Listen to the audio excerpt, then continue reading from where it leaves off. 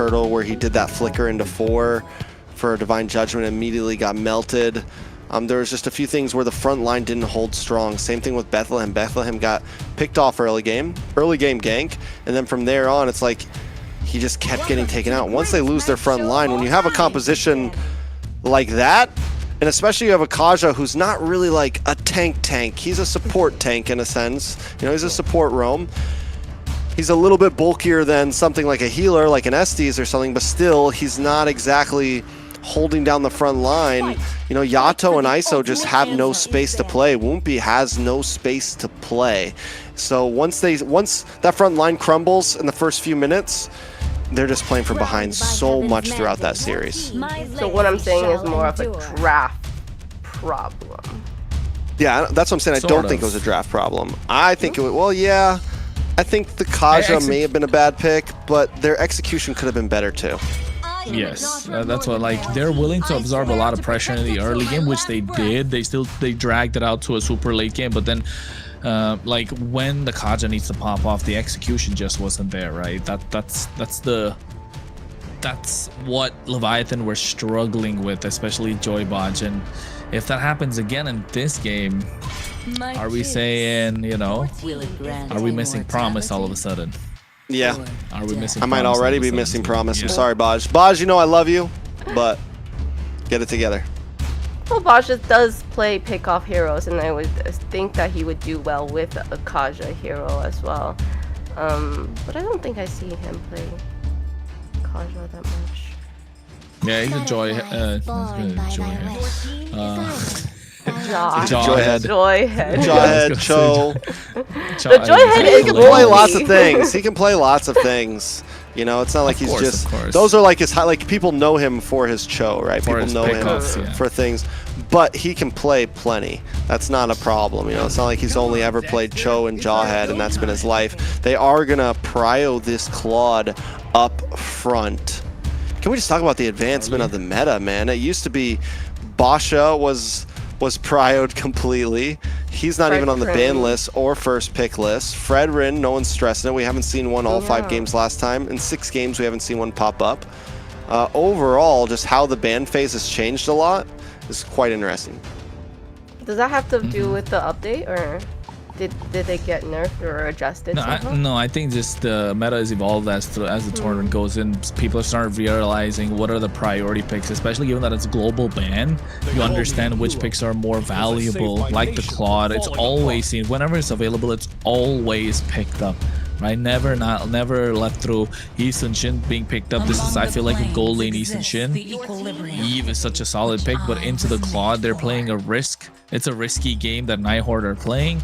But I think at the moment, you know, those guest coins are paying off. You put your guest coins on Horde?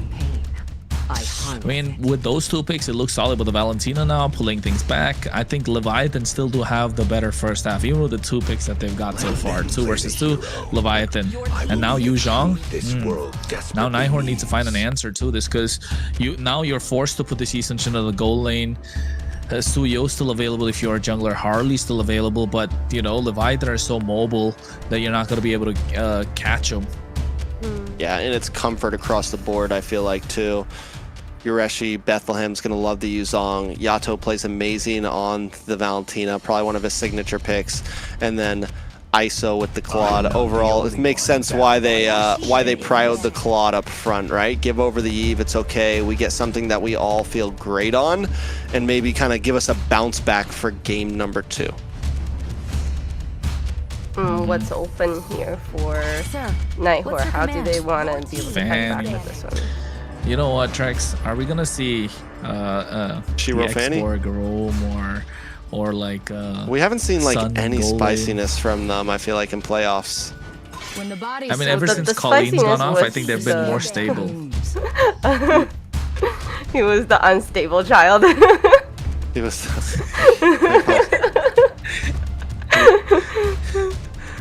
No, we got a problem child. I don't know about the other one. Yeah. That's why you see the Benedettas taken off already. They're kind of reading into it. We don't want to see no Benedetta jungler, Benedetta roam. Fanny ban from the side of Horde. Jungle, right? Another jungle. Perspectives expose the same Marcel. Marcel. Okay. Not a bad ban. Not a bad ban. That was a really late Leviathan ban. didn't want to prio it. I Yeah. feel like they weren't even gonna pick him. I mean, depending. It all depends on what Night Horde ends up picking here. It wouldn't be horrible. They have a decent front line with the YZ. But I do think, yeah, give Bosch something. Give him a Grok. Give him something aggressive. That's also tanky, you know? Kaleo, man. Would the Grok be better I on think Night Horde Kalea. though? On what? On Night Horde team? No. Or Grok? I mean, yeah, but like the Until they Valentina's know what just the gonna take jungler away is. a big tech charge.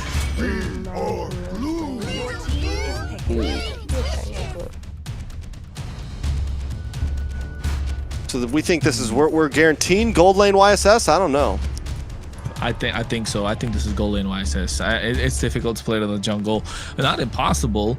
I mean, Shiro can pull it off, but I definitely would leaning into a gold lane YSS. So I think here you pick up your roam here. There you go. Kufra comes in. We haven't seen Kufra in a while. A lot of it's been from Merlin. We've seen Merlin pick up this Kufra before. We had Raquel. another player, Raquel, like to Raquel. play the Come on. R.I.P. Another We player. got MVP Kufra. R.I.P. It's MVP very to memorable. Yeah. I mean, it was That great. means they on have to Kufra, think but about their the moment jungle, they don't though. get Kufra. So Leviathan doesn't want to pick something super dashy to get the Kalea here. I will be the star. Whatever. There you go. Oh my goodness. Oh. Does spatial you- migration go past the bouncing ball? The No. jump version? Neither of them, right? Not the first tap or the second tap. Could be a problem.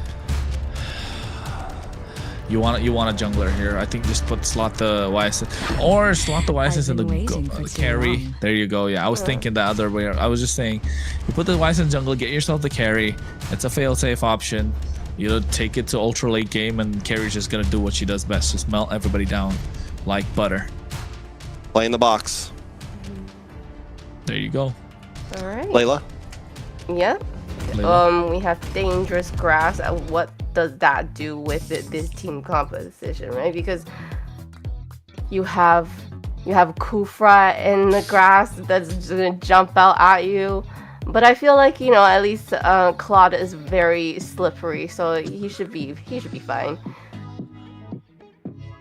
I mean, if you ask me, I think in the dangerous grass map, of course, Kufra does do well, but at the same time, so does the Guinevere, so does the Kalea. If you're looking at the dangerous grass alone, Leviathan definitely have more options to make plays. The Furious Staff Petrify combo from Bethlehem. So Night Horde really need to watch out, maximize what they can do with this Eastern Shin, and Merlin definitely needs to be looking to catch people by surprise. Well, the Night Horde leads 1-0 right now in this best of 5. Can Leviathan tie things up? The drafts are set. The heroes are picked. We're jumping to the land of the dawn. Me and Kronos. What do we got to look at? We're going to look at how Woompy's going to be able to hit those spatial migrations, get into the jungle in the face of Shiro. I think that's going to be the key point here. And also get those wombo combos going. You want to see the Joy Woompy special, right? Joy Womp combo with that tsunami slam into the Wild Requiem. That's what we want to see. The Wombash. There you go. That's what it was. The Wombash combo. Sounds good, you know, it just rolls off the tongue. Oh, Merlin able to get, Yeah, true. a little bit of bounce back. Little tip for tat. Joy Paj still going forward. Leviathan already playing a bit quicker on the map this time. And like I said, I think this is a very comfort draft for just about everyone. Woompy obviously not an assassin, but still, with everyone else on the map, it feels good for them. If they can't win this one, this is a morality booster draft right here. I think it definitely is a comfort pick in terms of for both these teams, and the team that gets the win will have more advantage. But first blood. A lot of damage on a Merlin. Baj gonna get another shot off to Shiro as well. First blood going to the hands of Leviathan. And I was trying to say, like, it's comfort picks across the board, like you mentioned. Yes, and the team that wins it definitely does get more. They don't let me. That's the Woombaj. That's the Woombaj. The bib bodily bin. The whoopity doop. The whoopity doop. There you go. But yes, if Nighthorde able to get this win, they get match point. If Leviathan get this, they left definitely looking a little more rejuvenated, right? And Wumpy needs that extra bit of oomph in his factor. He needs that H in his name. Woomph. The Woomphy. He needs the Woomphy. The Woomphy. Woofy. Anyways, purple buff might be getting stolen. Can I see the purple buff, please? It did go into the hands of Shiro, but Shiro's gonna go down. Taking out ISO with a Blazing Duet, able to get the kill. You're not gonna get that purple for free, and now Wumpy Baj may go try to steal an orange for themselves. Yeah, they're trying to, and they need to make sure they're maximizing whatever they can get on the map with the help of Shiro being taken down. You know, just take off the jungle creeps, and the more you slow down the Eastern Shin in the early game, the better it is, because you're not letting him farm up. And look at the emblems as well. Nothing too crazy coming across from both sides. Festival Blood for both marksmen, tank emblem. You got some firmness on each side. The only thing I would say that's kind of different, to be honest, there's nothing really out of the ordinary. Thrill in the hands of Shiro for this Eastern Shin. So I mean, I'm satisfied with the emblems, nothing crazy to look at, but it all comes down to how they're going to be able to maximize what they have. Leviathan with a 1,000 gold lead, and Shiro needs to be a farming machine if he wants to catch up, and that's what he's doing, right? Even though he's lost a couple of jungle creeps, he's still able to catch up, able to hold his own, not let through the levels. But look at Wumpy's pathing as well. Just taking away all these small camps that Shiro would want to invade and get. So denying those and also taking away some of his camps will make sure Wumpy gets slight bit of EXP advantage, and now Shiro has nothing to farm. And at the Eastern Shin, you want to be able to farm a lot, and if you have nothing to farm, it should be around that neutral objective, which is about 20 seconds. It's going to be a 4v4, but if ISO is able to make it, then yeah, a 5v4 doesn't look too good for Nighthorde. ISO also makes his way down to the mid to farm that as well.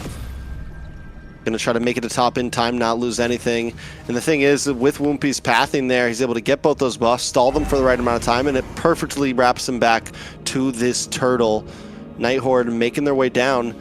Merlin, I mean, Kistler getting involved as well, but a nice Violent Requiem, and down goes RR.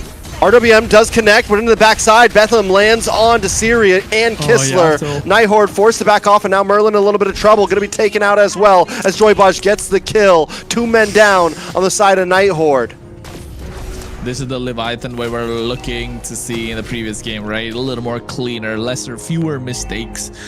Nighthorde this time pushed back a little bit. I mean, they're again comes out of the composition of the draft. They're willing to absorb a lot of damage in the early game with this Eastern Shin, with the Eve. They're okay to kite. They have the high ground. Oh, Wumpy! Wumpy is on fire right now. Baj tries to jump in. Maybe goes a little too deep. Now he's trying to get away as Shiro gets free hit, but Wumpy with another spatial migration onto Shiro. RWM comes out from Yato just to get Nighthorde away and save Baj from death. Look at the top side though. ISO able to get that tier 3 on the top. Now on the bot side as well, you're looking at Bethlehem, looking at hack away at that. Shiro taking out super low. Wumpy is having fun. Yeah, he's enjoying himself right now. Shiro forced to back off, can't even get his own camp right now. Wumpy jumps in, blocks the arrow, and is able to get it. Well done by Wumpy. He's playing like a veteran right now. Yeah, he definitely is. And I think it all comes credit to Joybaj as well, right? Able to create the space for him, able to allow him, or at least show the light, lead the way, saying, hey, Wumpy, there's something over here, you can try and make these plays, and that gives more confidence to the rookie. And now all of a sudden, it's a rookie with confidence feels like he can conquer the world, right? That's what he is. He's fresh out the block. He wants to prove a point. New pair, yeah, fresh out new the pair, block. new pair of Jordans. Yeah, new pair of J's. What are those? What are those? Yeah. Anyways, the way that he's been playing. Those spatial migrations, he's got a spring in his step. He's dunking. Nighthorde though, 5K, 5 exactly. Yeah. He's going toe to toe with the pursuit right now. He's got air. Well, he's the Spurs at the moment. I don't know. ISO put locks in Golden Wand. Last turtle on the map right now. Way too deep. Leviathan. Leviathan should be able to get this turtle. 5k goal lead as well. And look at how they've conquered the map a little bit. It's a little more blue. They're playing towards the bot side. They're letting ISO play his game, giving him all the room that he needs. Not just Joybotch, but Woompy as well. And this combo, the Woombotch combo, might just be better than Promise. You know, I don't know. I don't miss Promise so much anymore. I mean, it's game 2. Let's not get carried away just yet. Baj, yeah, maybe Baj just needed to rev up. He needs some oil in the engine. You know, he had to get going. Because game 1, I was concerned. I was very concerned.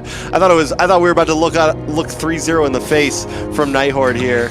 Wasn't completely against it. It's going to be a long night, but Leviathan now coming back to even the playing field with a 6,000 gold lead. They got to crack this mid-tier though, especially if they can do that before Lord. It's huge. If they can't, it's not the end of the world, but still helpful. Yeah, it definitely isn't, right? And I think that's going to be a massive way on how they're going to be able to look to conquer a little bit more of the map. If you're Night Horde, though, on the other hand, Merlin's not been able to land those time of revenge and rages, right? Those jumps, those surprise catches, especially in the dangerous grass. I mean, this is where the Kufa really shines, and not showing that just hinders whatever chance that Night Horde has. Although a big clap can definitely turn the tides. We talk about ISO just pushing Merlin and Kistler away right there. Back in the mid side though, Yato does get the IMU for the RWM. Just wait and see that. Woompy clears bottom. And Leviathan just playing the map right now as they wait for this Lord to come in. Night Horde haven't been able to even touch the river for the past 45 seconds. 45 seconds. It feels a little bit longer than that. Lord no. Oh, Joybotch Gets a knockup on Woompy. Baj able to get the Tsunami Slam as well. RWM comes down from Siri. Yato still holding on to his, but there it is with a beautiful blazing duet. Merlin able to flicker back, but he won't get away just yet. One down on the side of Night Horde, but Woompy drops. That's a win trade for the Night Horde there. Yeah, it wasn't looking good, right? Woompy making a rookie mistake again, just knowing that Guinevere's not going to be able to jump on with the help of the spatial migration during the bouncing ball. That became a big factor, and now look at Night Horde just blitzing this Lord away. Yato though, able to put some nice damage out. ISO chasing down as well, and in comes Baj. Shiro goes down. Kistler with the speedy light wheel able to take out Baj, but Kistler may not be able to get away from this. Yato wants it, he finds it, he gets it, and now it's RR up against ISO, and ISO BMI's to safety, and now Yato wants to maybe move on to the next target. Bethlehem there with him, able to get the kill as Merlin is sent home. A Lord coming down the top side, but Leviathan comes out on top. Leviathan able to come out on top, but they did give away the Lord, right? A little bit of a fumble there. They had a lot of control in this game. That beautiful RWM coming out from Siri. A good reply back from Yato as well. The blazing duet coming in clean from ISO, so they're able to pull up their socks, able to, you know, distribute the weight of what's going on in this entire game. Woompy, on the other hand, not got a kill yet. He continues to play the utility for the team. It just comes down to when Bethlehem pops in the Black Dragon. In that fight, I think he used it a bit earlier, so not having that massive skill definitely allows Shiro to play a little bit more aggressive, more room for him to work around with, and playing the box that we spoke about, right? If they're able to play the kill box, that matters a lot to Night Horde, and they're able to box out the rest of Leviathan for Kistler, so you're able to protect him as much as possible. And that's when you start seeing Kistler dish out the damage. I wish we could take a look at the items right now with what they have. What, a 5.5k goalie that has Leviathan? Does he have the Trinity right now? It's already 10 minutes in.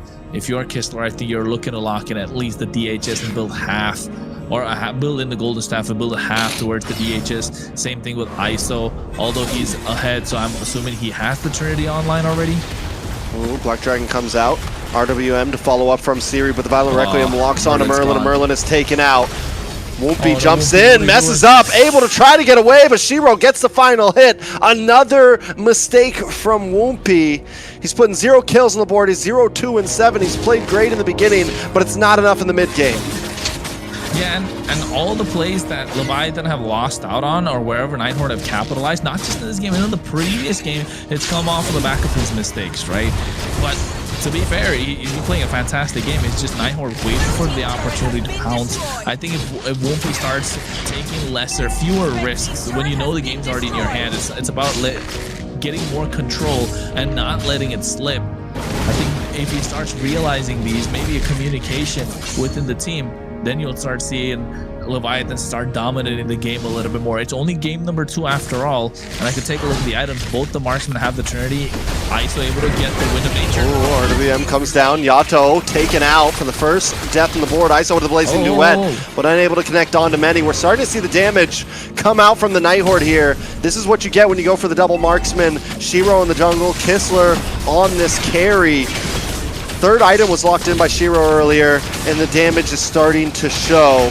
Merlin now, Black Dragon comes out from Bethlehem, gets the Petrify into Shiro, but still not enough. Shiro able to get it as Kistler takes out Bethlehem, and now Leviathan are on the run. A flicker from RR along with Kistler, but it's not enough to catch one down. Won't be in a bad spot, able to get back to the base safety, and now as they wait for the Lord. This series is a slow burn, man. The games are going slow, and you can tell why. 5.5k goal lead what Leviathan had a couple of minutes ago, now all of a sudden flipped. 2k goal lead on the hands of Leviathan. Night Horde could pull it back with the help of this Lord. At least tier 3s will all fall. Tier 2s might fall as well. Shiro, who was not having a great game on his Eastern Shin, all of a sudden started to look like a farming machine. Those trace lists are starting to show. He's level 15. Wumpy. Just needs to find the right opportunity. Yeah, I mean, it's tough though. And I thought Night Horde's time to shine would come a little bit later, but it started popping off right around 12 minutes. And that means that clock was ticking much faster than we expected. Gold down to a standstill. And looking at the composition now, it's tough. Night Horde has a lot of damage, and they don't need to exactly play aggressive. They have the RWM, they have RR who can look for little picks. They can essentially just kind of respond, and I think Leviathan needs to think about that, and they can't just exactly be the divers here. They need to kind of go toe-to-toe and wait for someone to slip first. Baj flickers in, wastes the flicker, unable to get the connect onto RR there. Tsunami Slam does finally connect, but nobody's there to back him up. A big whiff, and then he's caught up by the RWM. Joy Baj goes down. Purple buff is connected for Wumpy, but that is a huge mistake by Leviathan. Yeah, it's a massive mistake, but at this time I think Joy Baj losing his head, and this is what we were afraid of a little bit, weren't we? Yeah, Merlin does dive through. Inhibitor drops. Night Horde are going to try to cause a lot of damage here. With an inhibitor gone now on the bottom side, Lord coming to the bottom side, Night Horde have once again taken control of the map and the game. They've taken control of every single thing, and for the first time in a very long time, they've got a goal lead. And Trex, what feels like a 20-minute game at this point is only 14 minutes and 30 seconds in. Right? It's slow, it's calculated from Night Horde. They understand their power spikes. They are waiting for Leviathan to overcommit, get overzealous, overheat, and they're able to pounce back. And it's been shown, because look at the damage dealt. Kistler is up on the charts. ISO is there as well. The marksmen are starting to show at this point. Siri was next and sure to follow. Yeah, Night Horde have the damage output. They definitely have the front line with the help of RR. This Phoveus is going to be able to tank quite a lot of damage. And the side of Leviathan don't have much of a shred apart from ISO, who needs to go in with the BMI Blazing Duet, right? The moment he goes with the BMI Blazing Duet, I think the rest are just gonna have a good time. So for that to happen, RR needs to be shredded down first, and that's the idea that Leviathan needs to go with. So Wumpy needs to be careful on his timings for these spatial migrations, and for the lack of a better word, right? Leviathan haven't been able to get control of this game in its entirety past the 10th minute. Alright, a lot of damage comes down. Black Dragon comes out, but Shiro's still able to get the Lord of Blazing Duet from ISO to the backside. Pestilfly does let down. Kistler, though, able to find Bethlehem, and now Leviathan on the run. 3 members down once again, a double kill into the hands of Shiro. Wumpy looks to dash in, looking for any type of play, but nothing is there. I mean, at the moment there is nothing, because every single play that he's made kind of it's gone, right? The opportunity to make these plays have gone, and now Night Horde have found their footing.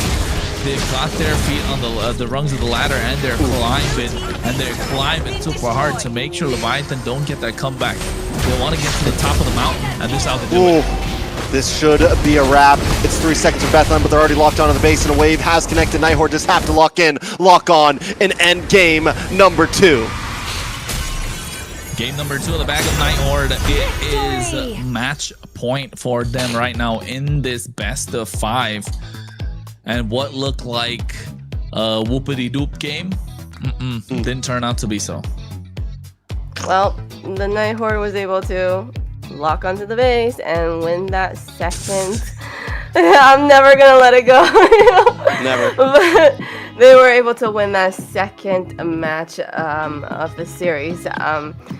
Great play. I was starting to think, the Night Horde, in the beginning they weren't doing so hot and what's gonna happen, but at late game, once the marksmen came online, they were really moving together as a unit. They fought together, and the way that they just disengage as well, It's a lot. It's definitely a lot. I mean, at this point, looking at it, Leviathan had a huge lead. They lose it all. They didn't push the envelope, and when you're up against something like a carry, something like a YSS that doesn't have a fall-off point, it's just going to get stronger and stronger and stronger. You know the clock is ticking. Sadly, Night Horde came online around 12 minutes instead of 15 or 16. Even with a 5k gold deficit, they were able to lock in. And once that third item came in for Shiro, we saw it. Once Kistler got the Trinity in, we saw it, and Leviathan just couldn't do anything about it. Every time Bethlehem tried to go in and Black Dragon get a big Petrify, he would bite the bullet for it. Same thing with Joybaj. And that, back to Joybaj, I'm sure we might see it, possibly one of the highlights, that one big miss-up using the flicker into the mid-bush in the river to not connect onto anyone and then also go down for it is something that would haunt me in my dreams. I mean, yeah, if it were one of us, definitely. It was such a forced play, right? He knew he wasn't able to get anything out of the situation, but still, like, yeah, hey, I used my ult, guys. That's what it felt like. And if he didn't use the Tsunami Slam, there could have been potential to try and make outplays, right? To try and go for a re-engage. But I think the lack of patience from Leviathan, knowing when to stop, when to, play the map a little bit more rather than keep picking fights. That's what really hurt them at this point. And that's what Promise brought in. Promise used to slow down the pace of the game, even though when they were ahead, able to zone out the members of the opposition. I think that started the show here. Yes, Wumpy, the Woombaj combo was amazing, but sometimes you just miss the, cool and calm-headedness of Promise, right? Yeah, it's a problem. It's definitely a problem, and I got a feeling he's not coming to save the day. So Leviathan need to figure something out. It's a match point. Night Horde are making this series look easy, Layla. Well, the Night Horde coming into this tournament from qualifiers, they had to fight through so many teams to get where they are. So I can see that they definitely have it together. Now for Leviathan, we know that they are great players on their own, and with Wumpy we have this new kid on the block, and it seems like, is that what they're missing, the jungler for this team to kind of bring this whole team together and work as a team? I mean, I don't think any of the blame goes to Wumpy at all, but who we can praise right now is gotta be Siri, 0, 0, and 9, and even though he didn't put any big kills in the map, those RWMs were definitely official. It was something that was able to buy time for Shiro to come in and get those last minute kills, create space. In the game, once the game started to turn around, most of it was caused by a very clean RWM from Siri. Yeah, it provided structure, right, to the entire composition. That's what the lineup, that's what the RWM, and that's what this Eve provided for Night Horde. Yes, they were behind for most of the game, but there was always a game plan. Like, I got the RWM. When he drops it down, that's when these team fights were starting to take place for Night Horde, when they wanted to be the aggressor.